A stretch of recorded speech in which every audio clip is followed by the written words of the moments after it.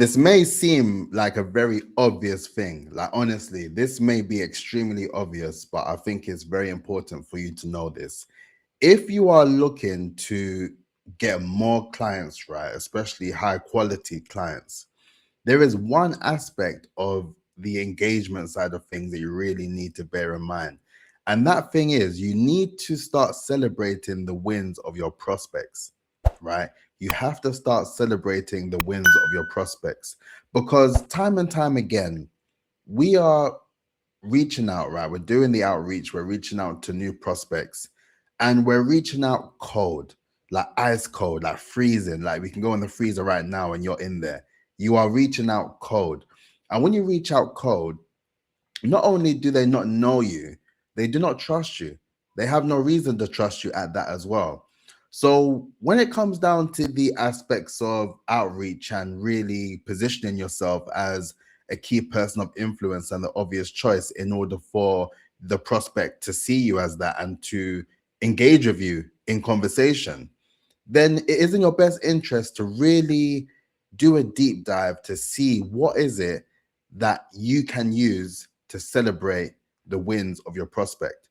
Because those who are ultimately using LinkedIn, for example, they are using it as a showreel of their lives, of their business, of their achievements, of their recent successes. They are showing you all the tips and tricks that you need to implement in order to actually get them to respond back to your message or even to jump on a call with you.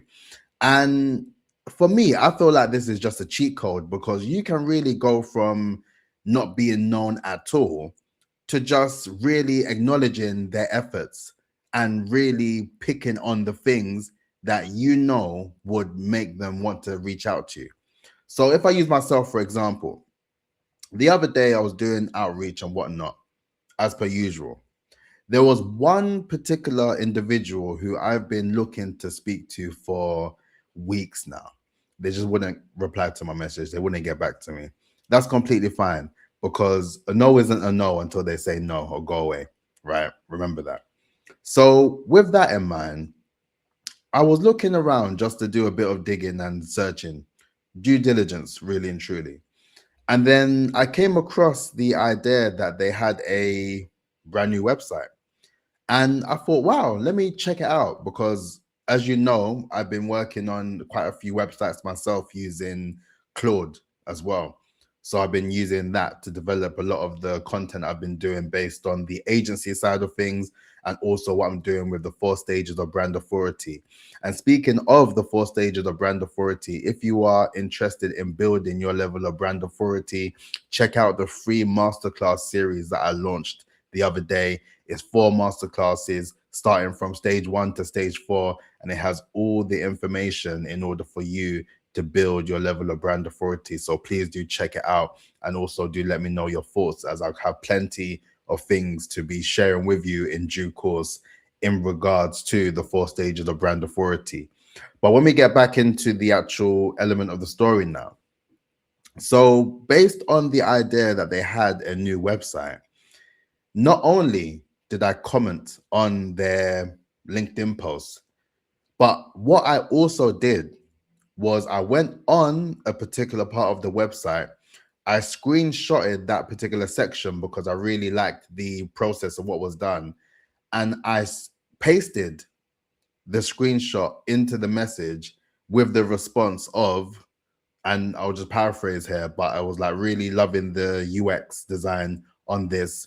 I've been using a lot of Claude Code myself to develop quite a few websites and for a few projects. Really good stuff, feeling really inspired.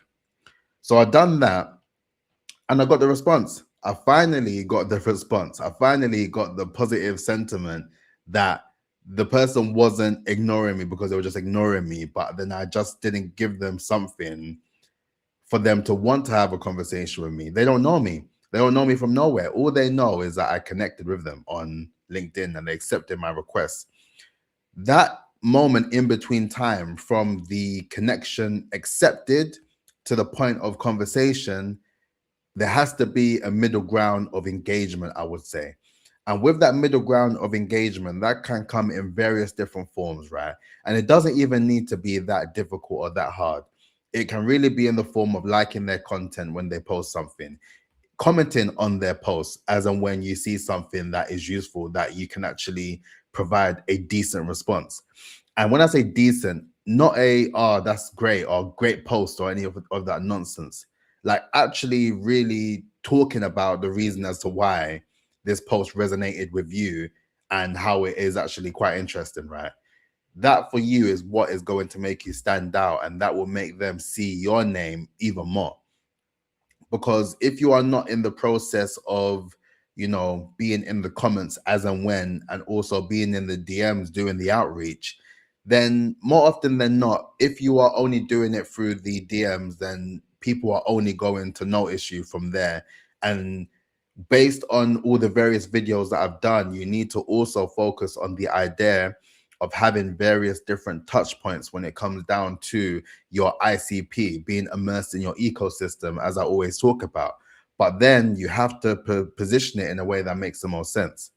But as far as the engagement side is concerned, just do your research on your prospect. And it may sound very straightforward, but when you get to the intricacies of actually realizing what makes them tick, and then you are actually playing to that aspect of things and actually using that, knowing the importance of the website per se for that individual and incorporating that in the message just reinforced that idea that they have been working on a project for a certain amount of time. So to be acknowledged for their efforts and their work, whether they've done it or not, is enough for them to look at you as someone who has effectively stroked their ego, yes, but then you are providing context as to why these things are relevant to you.